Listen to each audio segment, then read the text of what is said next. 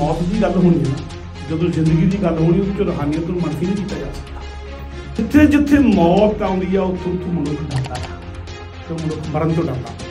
मनु कबूल जिनती साडे आस दुनिया का हर धर्म जिहड़ा तुहानूं रूहानियत की गल सिखाउणी चाहुंदा, जिहड़ा तुहानूं जिंदगी की गल भी सिखाउणा चाहुंदा, जिहड़ा चाहुंदा कि जिंदगी तुसीं आनंद नाल जीवो, वो पहला मौत सिखाउंदा।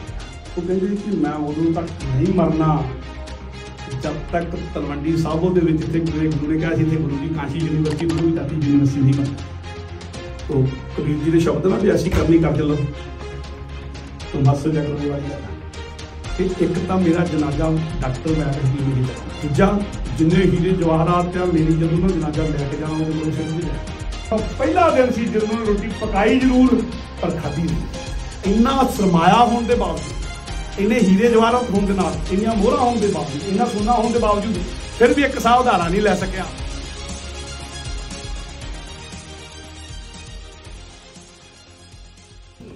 वाहिगुरू जी का खालसा, वाहिगुरू जी की फतेह। टोनी भोर और डॉक्टर अमरजीत सिंह भौर साडे भी डॉक्टर है। इन्हां दी किताब तुहाडे हत्थ विच आई, कुछ इत्थे टेबल के उत्ते पईआं ने, लाइफ डेथ एंड आफ्टर। जदों इस किताब बारे पहला मेरे को ना आया तो मैनू लगा भी लाइफ डेथ एंड आफ्टर भी कोई रूहानियत की किताब होगी, रहस्यवाद की किताब होगी। पर जो किताब मेरे को पहुंची PDF के रूप के विच, वो मैं देखी पूरी साइंटिफिक किताब है।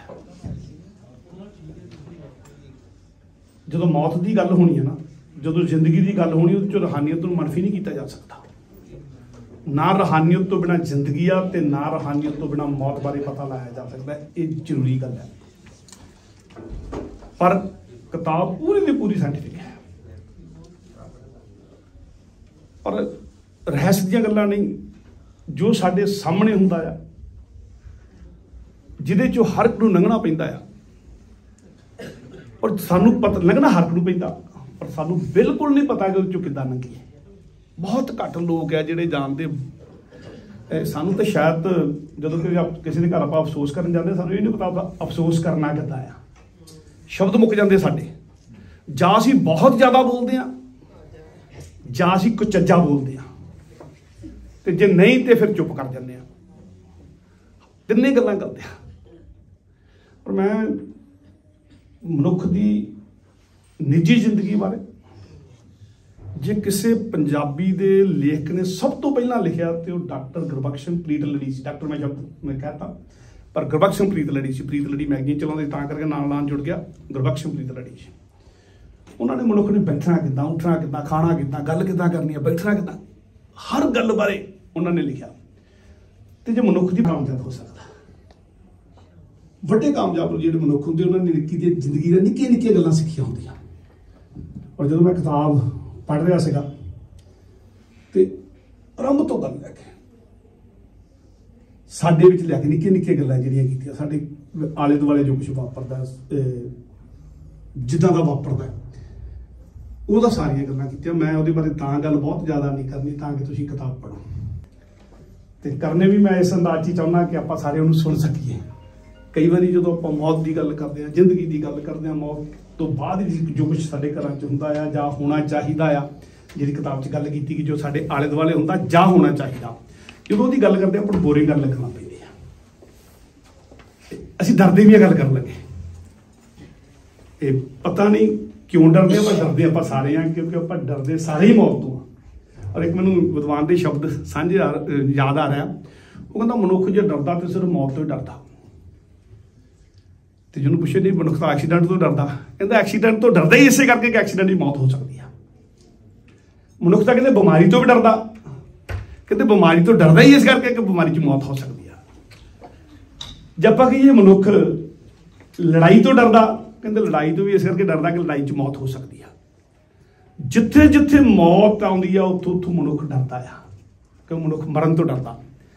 पर जद तक ये डर मनुख का नहीं निकलूगा वो दुनिया विच भी ते अपने रस्ते ते भी जिहड़े उहने मोटिव चुने होणगे उन्हां ते चंगी तरह तुर नहीं सकूगा जब तक निडर नहीं होगा, जब तक निरभाव नहीं होगा। इसे करके शायद गुरबाणी ने पहला स्लोगन ही सानूं ये दिता निरभाव।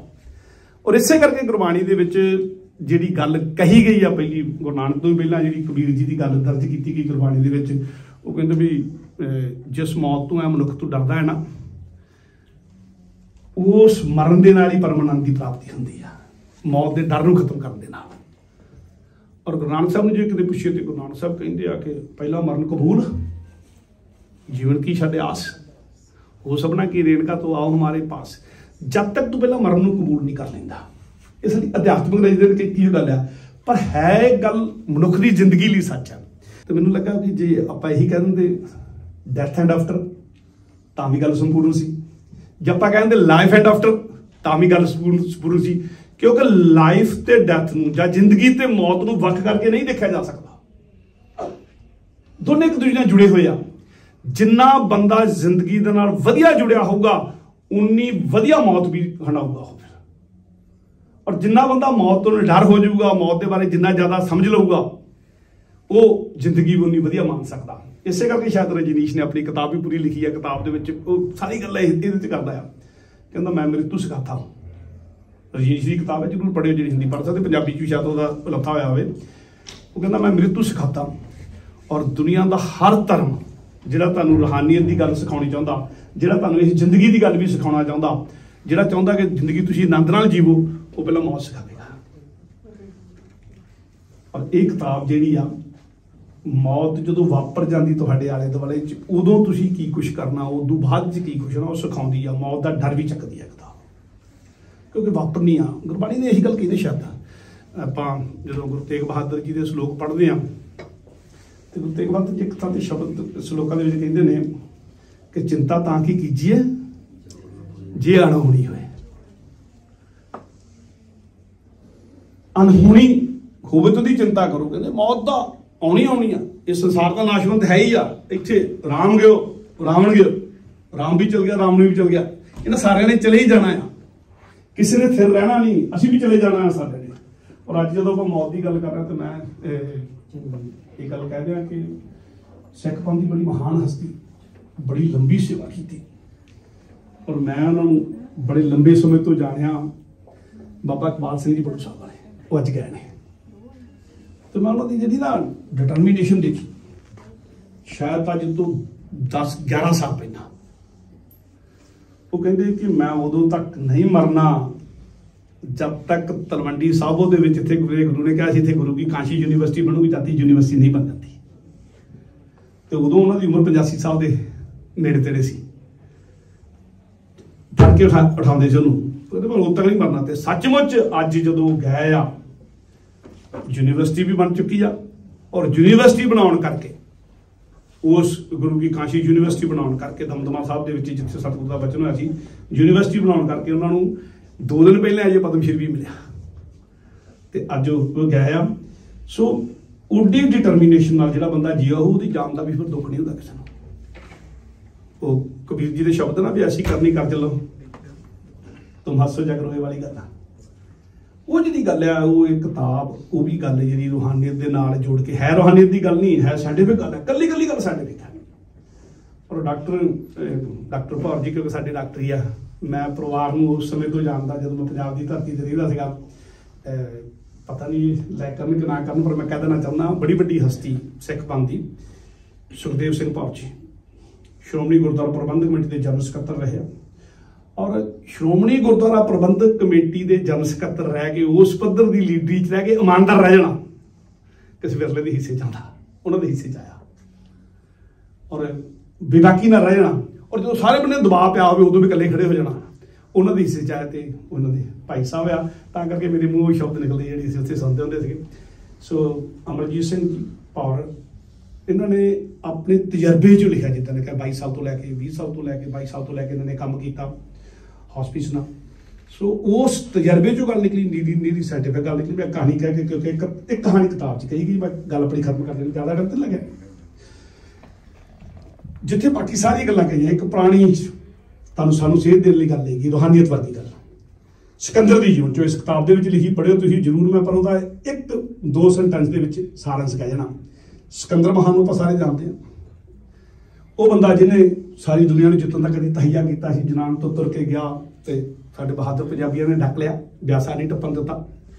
पुलिस ने जेल तो लैके मुकाबला करना शुरू किया और जेल में नहीं टप्पिया, ब्यासा नहीं टप्पिया और रावी तक गया, ब्यासा नहीं टप्पिया, पुलिस नाल बेशक रल गया बाद पर उन्होंने वापस मुड़ना पै गया।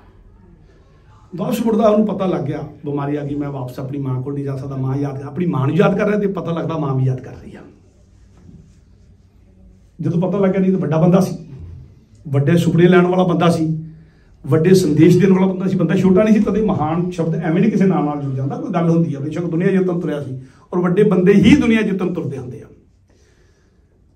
ते वापसी ते जदों नूं पता भी हुण मैनूं डॉक्टर भी नहीं बचा सके, वैद भी नहीं बचा सके, हकीम भी नहीं बचा सके, जो उहदा सारा इलाज सी वड्डे वड्डे उहदे आले दुआले बैठे सीगे। वड्डा सी, राजा नूं जिंदा आ रहा सी, रियासतां जिंदा आ रहा सी, नेश तो नबूद करदा आ रहा सी। ते उहने कहा भी मेरा जनाजा हुण एक तो मेरी दसिए तीन गल्लां लिखियां जो डॉक्टर साहब ने जिक्र किया किताब दे विच ही कि एक तो मेरा जनाजा डॉक्टर वैद हकीम ये चकणगे, दूजा जिन्ने हीरे जवाहरात आ मेरी जदों ना जनाजा लैके जाना वो मोरे सिटते जाओ, बिछाते जाओ, धरती सिटते जाओ। तो तीजा मेरे दोने हथ मेरे कफन चो बाहर कढ़ के रखिया ज।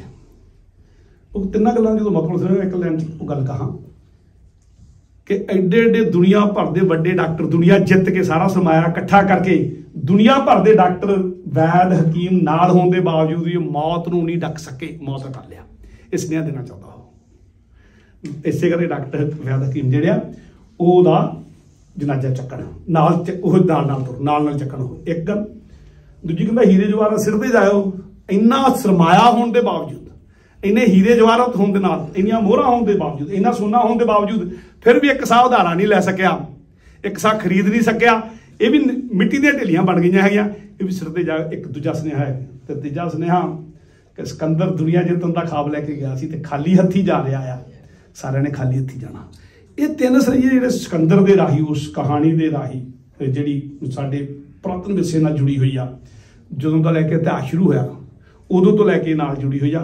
डॉक्टर साहब ने उत्थों गल करके डेथ की डेफिनेशन दे के फिर इस चैप्टर की गल करके गां फिर सारियां साडियां रोज़मर्रा की जिंदगी दी गल्लां कीतियां। बहुत च कर सकदा गल्लां मैं कुछ उन्हां च टुंबिया, पर वो गल्लां नूं पढ़दिआं जिहड़ा मैनूं ख्याल आया वो मैं जरूर एक साझा कर लेना चाहुंदा।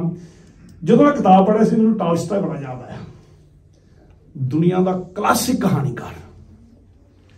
अज वर्गा कहंदा अज तक कहंदे उहदे वर्गा नावल कोई नहीं लिख सकिया, जंग जामन वर्गा सब तो बड़ा नावल, सब तो ज़्यादा पात्र पढ़न दे लई तुहानूं पढ़िया नहीं जाता, तुहानूं कई कई पढ़ना पैंदा, फिर कदे उहदे पात्रां की समझ आउंदी आ।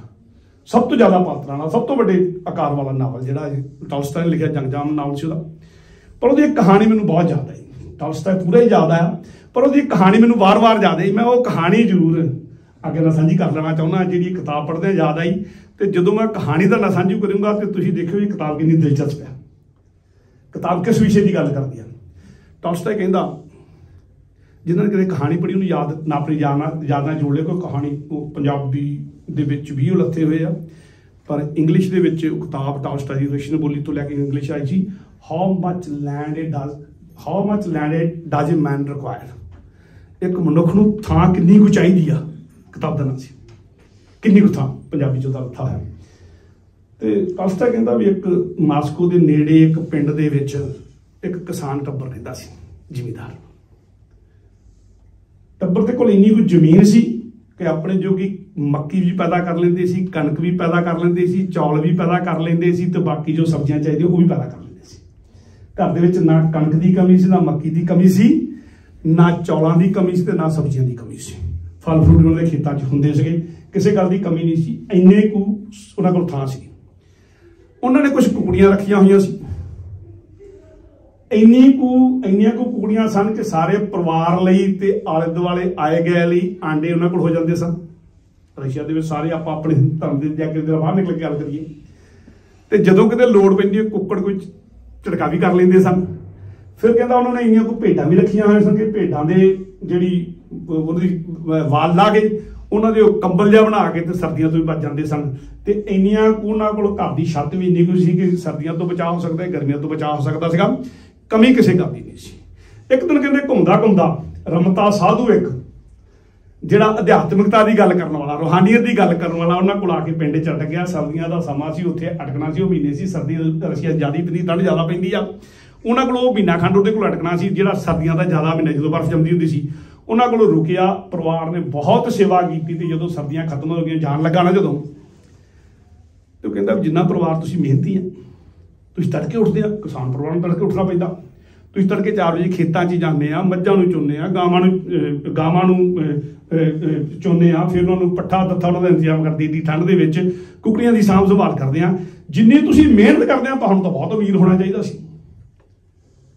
ਤੇ ਟਾਲਸਟਾਈ ਇੱਥੇ ਇੱਕ ਟੋਣਾ ਲਾਉਂਦਾ। ਉਹ ਕਹਿੰਦਾ ਪਰਿਵਾਰ ਨੂੰ ਪਹਿਲੀ ਵਾਰੀ ਮਹਿਸੂਸ ਹੋਇਆ ਜਦੋਂ ਰਮਤੇ ਸਾਧੂ ਨੇ ਕਿਹਾ ਕਿ ਤੁਹਾਨੂੰ ਤਾਂ ਅਮੀਰ ਹੋਣਾ ਚਾਹੀਦਾ। ਉਹਨਾਂ ਲੱਗਾ ਕਿ ਅਸੀਂ ਸੱਚੀ ਬਹੁਤ ਗਰੀਬ ਆ। ਕਦੀ ਪਹਿਲਾਂ ਗਰੀਬੀ ਮਹਿਸੂਸ ਨਹੀਂ ਹੋਈ। ਜਿੰਨੀ ਲੋੜ ਸੀ ਦੁੱਧ ਲਈ, ਘਿਓ ਲਈ, ਮੱਖਣ ਲਈ ਗਾਵਾਂ ਮੱਝਾਂ ਸਨ, ਕੁਕੜੀਆਂ ਸਨ, ਜਿਹੜਾ ਸਾਰਾ ਜ਼ਿਕਰ ਕਰ ਦਿੱਤਾ ਗਿਆ। ਜ਼ਮੀਨ ਇੰਨੀ ਕੁ ਸੀ, ਸਾਰਾ ਕੁਝ ਪੈਦਾ ਹੋ ਸਕਦਾ ਸੀ। ਤੇ ਜਦੋਂ ਸਾਧੂ ਨੇ ਕਿਹਾ ਵੀ ਜਿੰਨੀ ਤੁਸੀਂ ਮਿਹਨਤੀ ਟੱਬਰ ਆ, ਤੜਕੇ 4 ਵਜੇ ਤੋਂ ਲੈ ਕੇ ਰਾਤ ਦੀ 11 ਵਜੇ ਤੱਕ ਕੰਮ ਕਰਦੇ ਆ, ਜਿੰਨਾ ਤੁਸੀਂ ਸਾਰਾ ਜਾਨ ਮਾਰਦੇ, ਤੁਹਾਨੂੰ ਤਾਂ ਬਹੁਤ ਅਮੀਰ ਹੋਣਾ ਚਾਹੀਦਾ ਸੀ। ਤੇ ਉਹਨਾਂ ਨੂੰ ਪਹਿਲੀ ਵਾਰੀ ਲੱਗਾ ਕਿ ਅਸੀਂ ਗਰੀਬ ਆ। ਤੇ ਰਮਤਾ ਸਾਧੂ ਜਾਣ ਲੱਗਾ। ਤੇ ਜਦੋਂ ਗਰੀਬੀ ਦਾ ਇੱਕ ਵਾਰੀ ਖਿਆਲ ਆ ਜਾਵੇ ਨਾ ਬੰਦੇ ਦੇ ਮਨ 'ਚ ਕਿ ਮੈਂ ਗਰੀਬ ਆ, ਤੇ ਉਹਨੂੰ ਪੁੱਛਦਾ ਕਿ ਤੁਸੀਂ ਪਹੁੰਚੇ ਹੋਏ ਆ ਜੀ। ਮਹਾਂਪੁਰਸ਼ੋ ਦੱਸੋ ਅਸੀਂ ਅਮੀਰ ਕਿੱਦਾਂ ਹੋ ਸਕਦੇ? ਉਹਦਾ ਬੜਾ ਸੌਖਾ ਤਰੀਕਾ। ਰਸ਼ੀਆ ਦੇ ਵਿੱਚ ਮਾਸਕੋ ਦੇ ਆਲੇ ਦੁਆਲੇ ਜ਼ਮੀਨ ਨਹੀਂ ਮਿਲਦੀ, ਰਾਜਧਾਨੀ ਆ। ਸਾਈਬੇਰੀਆ ਸਾਰਾ ਖਾਲੀ ਪਿਆ, ਕਬੀਲਿਆਂ ਕੋਲ ਜ਼ਮੀਨ ਆ। ਉੱਥੇ ਕਿਹੜਾ ਸਰਕਾਰ ਦਾ ਬੜਾ ਕੁਝ ਚੱਲਦਾ। ਕਬੀਲਿਆਂ ਨੇ ਕਈ ਜੰਗਲ, ਕਿੰਨੇ ਜੰਗਲ ਕਬੀਲਿਆਂ ਨੇ ਮੱਲੇ ਹੋਏ ਆ। ਔਰ ਕਬੀਲਿਆਂ ਨੇ ਹੈ ਵੀ ਬੜੇ ਭੋਲੇ ਆ। ਉਹ ਕਬੀਲੇ ਦੇ ਕਿਸੇ ਸਰਦਾਰ ਨੂੰ ਜਾ ਕੇ ਖੁਸ਼ ਕਰੋ, ਉਹਨੂੰ ਕਹੋ ਵੀ ਸਾਨੂੰ ਜ਼ਮੀਨ ਚਾਹੀਦੀ ਹੈ। ਤੇ ਕਿਸਾਨ ਨੂੰ ਹੋਰ ਚਾਹੀਦਾ ਕੀ ਹੁੰਦਾ? ਤੁਹਾਨੂੰ ਜ਼ਮੀਨ, ਤੁਹਾਡੇ ਕੋਲ ਥੋੜੀ ਆ ਜ਼ਮੀਨ, ਜ਼ਿਆਦਾ ਆ ਗਈ, ਜਿੰਨੇ ਤੁਸੀਂ ਮਿਹਨਤੀ ਆ, ਤੁਸੀਂ ਤਾਂ 2-4 ਸਾਲਾਂ 'ਚ ਹੀ ਵੱਡੇ ਸਰਮਾਏਦਾਰ ਬਣ ਜਾਣਾ। ਤੇ ਕਹਿੰਦਾ ਤਰੀਕਾ ਕੀ ਖੁਸ਼ ਕਰਨ ਦਾ? ਤੁਸੀਂ ਕਹਿੰਦੇ ਬੜੇ ਭੋਲੇ। ਕਹਿੰਦਾ ਵੋਦਕਾ ਦੀਆਂ 4 ਬੋਤਲਾਂ ਲੈ ਜਾਓ। ਉਹ ਕਬੀਲੇ ਦਾ ਮੁਖੀ ਤਾਂ ਵੋਦਕਾ ਦੀਆਂ 2 ਬੋਤਲਾਂ ਨਾਲ ਵੀ ਖੁਸ਼ ਹੋ ਜਾਂਦਾ ਹੈ। ਤੇ ਤੁਸੀਂ 4-5 ਬੋਤਲਾਂ ਲੈ ਕੇ ਜਾਓ। ਤੇ ਉਹ ਸਾਧੂ ਚਲ ਗਿਆ ਤੇ ਘਰ 'ਚ ਹੁਣ ਪਰਿਵਾਰ ਇਕੱਠਾ ਜੁੜ ਕੇ ਬੈਠ ਗਿਆ। ਤੇ ਘਰ ਦਾ ਮੁਖੀਆ ਕਹਿਣ ਲੱਗਾ ਵੀ ਮੈਂ ਹੁਣ ਗਰੀਬੀ ਨਹੀਂ ਰਹਿਣ ਦੇਣੀ ਪਰਿਵਾਰ ਆਪਣੇ 'ਚ। ਮੈਂ ਜਿਹੜੀ ਘਟਲੀ ਸੀ, ਮੈਂ ਆਪਣੇ ਬੱਚਿਆਂ ਨੂੰ ਗਰੀਬ ਨਹੀਂ ਰਹਿਣ ਦੇਣਾ। ਤੇ ਇਦਾਂ ਕਰਦਾ, ਪਹਿਲਾਂ ਮੈਂ ਜਾਂਦਾ ਸਵੇਰੀਆ, ਬਾਅਦ ਜਦੋਂ ਮੈਂ ਜ਼ਮੀਨ ਤੇ ਲੈ ਲਈ, ਕਿਸੇ ਕਬੀਲੇ ਨਾਲ ਗੱਲ ਕਰਕੇ ਜ਼ਮੀਨ ਜਦੋਂ ਲੈ ਲਈ, ਉਦੋਂ ਮੈਂ ਤੁਹਾਨੂੰ ਸਾਰਿਆਂ ਨੂੰ ਸੱਦ ਲੂੰਗਾ। ਆਪਾਂ ਉੱਥੇ ਜਾ ਕੇ ਖੇਤੀ ਕਰਾਂਗੇ, ਉੱਥੇ ਜਾ ਕੇ ਮੱਝਾਂ ਪਾਲਾਂਗੇ, ਗਾਵਾਂ ਪਾਲਾਂਗੇ, ਉੱਥੇ ਜਾ ਕੇ ਆਪਾਂ ਸਾਰਾ ਕੁਝ ਜੋ ਇੱਥੇ ਕਰਦੇ ਹੋ ਕਰਾਂਗੇ, ਆਪਾਂ ਅਮੀਰ ਹੋ ਜਾਣਾ। ਹੁਣ ਮੁਖੀਆ ਚਲ ਗਿਆ। ਮੈਂ ਗੱਲ ਛੋਟੀ ਕਰਾਂ। 4 ਵੋਦਕਾ ਦੀਆਂ ਬੋਤਲਾਂ ਵੀ ਲੈ ਕੇ, ਜਿੱਦਾਂ ਸਾਧੂ ਨੇ ਦੱਸਿਆ ਸੀਗਾ। ਉਹਨੂੰ ਕਬੀਲੇ ਦਾ ਮੁਖੀ ਵੀ ਮਿਲ ਗਿਆ। ਸਾਰੀ ਕਹਾਣੀ ਦੇ ਵਿੱਚ ਟਾਲਸਟਾਈ ਜ਼ਿਕਰ ਕਰਦਾ ਸਾਰਾ, ਮੈਂ ਛੱਡ ਦੀਆਂ ਗੱਲਾਂ ਸਾਰੀਆਂ। ਕਬੀਲੇ ਦਾ ਮੁਖੀ ਮਿਲ ਗਿਆ। ਕਬੀਲੇ ਦੇ ਮੁਖੀ ਨੇ ਬੋਤਲ ਇੱਕ ਦਿੱਤੀ। ਉਹ ਖੁਸ਼ ਵੀ ਹੋ ਗਿਆ। ਕਹਿੰਦਾ ਮੰਗ ਜੋ ਮੰਗਣਾ ਬਈ। ਕਿਉਂ ਆਇਆ? ਉਹ ਕਹਿੰਦਾ ਜੀ ਕਿਸਾਨ ਦੇ ਪੁੱਤ ਨੂੰ ਹੋਰ ਕੀ ਚਾਹੀਦਾ ਹੁੰਦਾ? ਜ਼ਮੀਨ ਚਾਹੀਦੀ ਬਸ। ਉਹ ਕਹਿੰਦਾ ਕਿੰਨੀ ਚਾਹੀਦੀ ਆ? ਉਹ ਕਹਿੰਦਾ ਜਿੰਨੀ ਵੱਧ ਤੋਂ ਵੱਧ ਦੇ ਸਕੋ। ਕਹਿੰਦਾ ਤੇਰੇ ਵਿੱਤ ਮੁਤਾਬਕ ਦਊਂਗਾ, ਜਿੰਨੀ ਤੂੰ ਜ਼ਮੀਨ ਸਾਂਭ ਸਕਦਾ ਉਨੀ ਦਊਂਗਾ, ਜਿੰਨੀ ਮਰਜ਼ੀ ਲੈ ਲਾ, ਪਰ ਸਾਂਭਣ ਦਾ ਮੈਨੂੰ ਕਿੱਦਾਂ ਪਤਾ ਲੱਗੂਗਾ? ਉਹ ਤਰੀਕਾ ਇੱਕੋ ਹੀ ਆ ਕਿ ਕੱਲ ਨੂੰ ਸਵੇਰੇ ਇੱਥੇ ਸਾਰਾ ਕਬੀਲਾ ਇਕੱਠਾ ਹੋਊਗਾ, ਜਿੱਥੇ ਤੂੰ ਮੈਨੂੰ ਮਿਲਿਆ ਇੱਥੇ ਸਾਡਾ ਸਾਰਾ ਕਬੀਲਾ ਇਕੱਠਾ ਹੋਊਗਾ। ਤੂੰ ਆ ਖੱਬੇ ਪਾਸੇ ਤੋਂ ਤੁਰਨਾ ਆ ਤੇ ਸੂਰਜ ਚੜ੍ਹਨ ਲੱਗਾ ਤੈਨੂੰ ਤੋੜ ਦੇਣਾ ਆ। ਤੇ ਜਦੋਂ ਸੂਰਜ ਖਤਮ ਹੋਣ ਲੱਗੂ ਉਦੋਂ ਤੂੰ ਆ ਕੇ ਲਾਈਨ ਪੂਰੀ ਖਿੱਚਦਾ ਜਾਈਂ ਤੇ ਦੌੜਦਾ ਜਾਈਂ। ਜੋ ਮਰਜ਼ੀ ਕਰੀ ਦੌੜੀ ਤੁਰੀ, ਜਿੰਨੀ ਤੂੰ ਥਾਂ ਸੂਰਜ ਡੁੱਬਦੇ ਤੱਕ ਮੇਲ ਲਵੇਂਗਾ, ਸੂਰਜ ਦੇ ਚਾਨਣੇ ਦੇ ਵਿੱਚ ਗੋਲਦਾਰੇ 'ਚ ਮੇਲ ਲਵੇਂਗਾ, ਉਨੀ ਥਾਂ ਤੇਰੀ। ਤੇ ਉਹਦੇ ਵਿੱਚ ਲੀਕ ਮਿਲਣੀ ਆ, ਪਰ ਸ਼ਰਤ ਇੱਕ ਆ, ਜੇ ਲੀਕ ਨਾ ਮਿਲੀ ਤੇ ਫਿਰ ਤੈਨੂੰ ਕੱਖ ਨਹੀਂ ਮਿਲਣਾ। ਉਹ ਕਹਿੰਦਾ ਗੱਲ ਹੀ ਬੜੀ ਵਧੀਆ, ਮੈਂ ਤਾਂ ਐਡਾ ਮਿਹਨਤੀ ਬੰਦਾ ਆ, ਦੌੜ ਲਾਉਣ ਵਾਲਾ ਬੰਦਾ, ਰੋਜ਼ ਦੌੜਦਾ, ਰੋਜ਼ ਮਿਹਨਤ ਕਰਦਾ ਆ। ਸੋ ਉਹਨੇ ਇਹ ਗੱਲ ਮੰਨ ਲਈ। ਰਾਤ ਨੂੰ ਜਾ ਕੇ ਆਪਣੇ ਕਮਰੇ ਜਿੱਥੇ ਸੌਂਦਾ ਸੀ ਉੱਥੇ ਸੁੱਤਾ। ਮੈਂ ਗੱਲ ਛੋਟੀ ਕਰ ਦਿੰਦੀ ਹਾਂ। ਜਦੋਂ ਜਾ ਕੇ ਰਾਤ ਨੂੰ ਉਹਨੇ ਆਪਣੇ ਖਾਣ ਲਈ ਇਕੱਲਾ ਗਿਆ ਸੀ, ਆਪਣੇ ਖਾਣ ਲਈ ਉਹਨੇ ਰੋਟੀ ਬਣਾਈ, ਪ੍ਰਸ਼ਾਦਾ ਤਿਆਰ ਕੀਤਾ, ਜਿੱਦਾਂ ਕਰਦਾ ਸੀ, ਜਿਹੋ ਜਿਹਾ ਉਹਦਾ ਫੂਡ ਸੀਗਾ। ਜਦੋਂ ਖਾਣ ਲੱਗਾ ਨਾ ਤੇ ਮਨ 'ਚ ਖਿਆਲ ਆਇਆ ਜੇ ਮੈਂ ਜ਼ਿਆਦਾ ਖਾ ਲਿਆ ਨਾ ਕਿਤੇ ਤੇ ਮੈਨੂੰ ਨੀਂਦ ਆ ਗਈ। ਜੇ ਮੈਨੂੰ ਜ਼ਿਆਦਾ ਨੀਂਦ ਆ ਗਈ, ਮੇਰੇ ਤੋਂ ਸਵੇਰੇ ਟਾਈਮ ਸਿਰ ਉੱਠਣਾ ਹੋਇਆ ਤੇ ਸੂਰਜ ਚੜ੍ਹਨ ਤੇ ਜਾਣਾ ਹੈ ਤੇ ਮੇਰੇ ਤਾਂ 10 ਕੇ ਜ਼ਮੀਨ ਘਟ ਜਾਣੀ ਆ, ਮੈਨੂੰ ਟਾਈਮ ਸਿਰ ਜਾਣਾ ਚਾਹੀਦਾ। ਤੇ ਟਾਲਸਟਾਈ ਐਸੇ ਕਹਿੰਦਾ ਪਹਿਲਾ ਦਿਨ ਸੀ ਜਦੋਂ ਉਹਨੇ ਰੋਟੀ ਪਕਾਈ ਜ਼ਰੂਰ ਪਰ ਖਾਧੀ ਨਹੀਂ। ਫਿਰ ਸੌਣ ਲੱਗਾ, ਸੌਂ ਗਿਆ, ਲੰਮਾ ਪਿਆ। ਅਜੇ ਲੰਮਾ ਪਿਆ ਹੀ ਅੱਖਾਂ ਮੀਟੀਆਂ, ਮਾੜੀ ਨੀਂਦ ਉਬੜਵਾਏ ਉੱਠਿਆ ਕਿ ਦਿਨ ਚੜ੍ਹ ਗਿਆ। ਪਰ ਜਦੋਂ ਦੇਖਿਆ ਤੇ ਅਜੇ ਤਾਂ ਰਾਤ ਦਾ ਪਹਿਲਾ ਪੈਰ ਸੀਗਾ। ਫਿਰ ਲੰਮਾ ਪਿਆ, ਫਿਰ ਉੱਠਿਆ, ਫਿਰ ਰਾਤ ਦਾ ਦੂਜਾ ਪੈਰ ਵੀ ਨਹੀਂ ਚੱਲਦੇ ਹੋਇਆ। ਤੇ ਸਾਰੀ ਰਾਤ ਉਹਦਾ ਕਦੀ ਉੱਠਦਾ, ਕਦੀ ਪੈ ਜਾਂਦਾ ਲੰਮਾ, ਕਦੀ ਉੱਠ ਜਾਂਦਾ, ਸਾਰੀ ਰਾਤ ਨੀਂਦ ਨਹੀਂ ਆਈ। ਤੇ ਟਾਲਸਟਾਈ ਉੱਥੇ ਕਹਿੰਦਾ ਉਹ ਪਹਿਲਾ ਦਿਨ ਸੀ ਜਿੱਦਣ ਉਹਨੇ ਸਾਰੀ ਰਾਤ ਦੀ ਰੋਟੀ ਵੀ ਨਹੀਂ ਖਾਧੀ। ਉਹ ਪਹਿਲਾ ਦਿਨ ਸੀ ਜਿੱਦਣ ਉਹ ਸਾਰੀ ਰਾਤ ਸੁੱਤਾ ਨਹੀਂ ਸੀ। ਸਵੇਰੇ ਉੱਠਿਆ ਟਾਈਮ ਸਿਰ, ਸਾਰੀ ਰਾਤ ਨਹੀਂ ਸੁੱਤਾ। ਤੜਕੇ ਜੀ ਉੱਠਿਆ, ਤਿਆਰ ਤੁਰ ਹੋਇਆ। ਪ੍ਰਸ਼ਾਦਾ ਜਿਹੜਾ ਸੀ ਉਹਨੇ ਕਿਹਾ ਰਾਤ ਦੀ ਭੁੱਖ ਬੜੀ ਲੱਗੀ, ਰਾਤੀ ਰੋਟੀ ਨਹੀਂ ਖਾਧੀ, ਪ੍ਰਸ਼ਾਦਾ ਤਿਆਰ ਕੀਤਾ। ਫਿਰ ਜਦੋਂ ਖਾਣ ਲੱਗਾ, ਉਹ ਗਰਮ ਕਰਕੇ ਜਦੋਂ ਖਾਣ ਲੱਗਾ ਤੇ ਕਹਿੰਦਾ ਰਾਤੀ ਖਾਦਾ ਨਹੀਂ, ਹੁਣ ਬਿਹਾ ਹੋ ਗਿਆ ਹੋਣਾ, ਕਹਿੰਦੇ पेट ही ना खराब हो जाए। दौड़ना है भाई सर जड़ी, चल एक दिन नहीं खाते बाकी सारी उम्र तो फिर मौजा माणांगे। उन्हें उस दिन प्रशादा नहीं छकिया, उत्थे सड़क पाऊगी, मेरे तो दौड़िया नहीं जाना, उन्हें पानी भी नहीं पीता। और टॉस इतने फिर कहता पहला दिन से जो उन्होंने सवेर का ब्रेकफास्ट भी किया, पानी भी नहीं पीता, तुर पिया समय सिर उत्थे पहुंचा। जांदे कबीला सारा जुड़िया होया, सियाणा बड़ा से उन्हें पानी की बोतल अपने लक नाल बन लई, कितने जिद्दे पुल सुकन लगी उदों मैं पानी की बोतल लक नाल बन्नी है, मैं उदों पी लूंगा पानी की बोतल लक नाल बन्नी हुई आ। पहुंच गया कबीले के उत्ते, कबीले वालों ने सरदार ने कहा भी शर्त याद है, कहता जा दिया गल छुट्टी करा। शर्त हो मान ली भी लैन मिलनी पैनी है, सूरज चढ़े इत्थों दौड़ना है, सूरज बंद होने ते आना है। ते उन्होंने कहा भी चूने की एक बोरी, कली आप करते होंगे चिट्टी निशान पैंदा कबड्डी वाले पाते होंगे, चूने की बोरी कहता छिट्टी छोटी मोरी करके लक के पिछे बन दिओ, ताकि जिथे जिथे जावे निशान पैंदा जावे, इनू पता लगे था इन्हें किन्ने वाली आ। चूने की बोरी उन्होंने कट्टा अद्धा को पिछे लक के बन दिता, तो चूने की बोरी लैके उन्हें दौड़ना शुरू किया। वो दौड़िया, स्कीम उन्हें ला ली कि जद तक मैं इधर नूं दौड़ांगा, जब तक सूरज शिखर ते पहुंचेगा उद तक दूर जाता रहूंगा, जो सूरज शिखर तो ढलन लगूगा उदों वापस मुड़ूगा दूजे बन्ने दी, ये दायरा मैं मेल दूंगा, इदां वध तों वध थां भी मेल लूंगा। स्कीम ला ली ते वध तों वध थां भी मिलनी आ, ते लीग मेल भी देनी, इदां दौड़े जाना। शिखर ते जदों पहुंचा ना सूरज, ते उदों तक जिथे पहुंचे उदों वापस मुड़न लगा, तो उन्हें देखा कि गांह की जिहड़ी जमीन आ वो तो पद्धरी आ, जिहड़ी जमीन दे विचों लंघ गया वो पथाली सी, उच्ची नीवी सी, टोयां वाली सी, जंगल वाली सी, कंडियालियां वाली सी। कहता जो मेरे परिवार आऊगा, लीक मैं मेल भी दी, जमीन मेरी हो भी गई, जो मेरा परिवार आऊगा, मेरे रिश्तेदार इतने होंगे, कहणगे चंगा किसान का पुत्त ने जमीन की परखी नहीं, तो कंडियाली जमीन लै ली, पहाड़ों वाली जमीन लै ली, कलर वाली जमीन लै ली। आज ने अगले खेत से सारे पतली जमीन, वाही वाली जमीन तो उस भी छड़ दी बाहर लीक तो। कहता चलो कोई गल नहीं, अज का दिन औखे होंगे, तेज दौड़ लांगे, थोड़ा उन्हें भी जबरना शुरू करता। वलिया टाइम थोड़ा ज्यादा होंदा, देख के फिर काली वापस मुड़िया, दौड़ रहा। हुण वापस मुड़ना सारी दिहाड़ी सवेर दा तुरिया होया, दोपहरा ढल गया होया, सूरज ढल रहा है, वापस मुड़ रहा है, लत्तां च खल्लियां पै गईयां।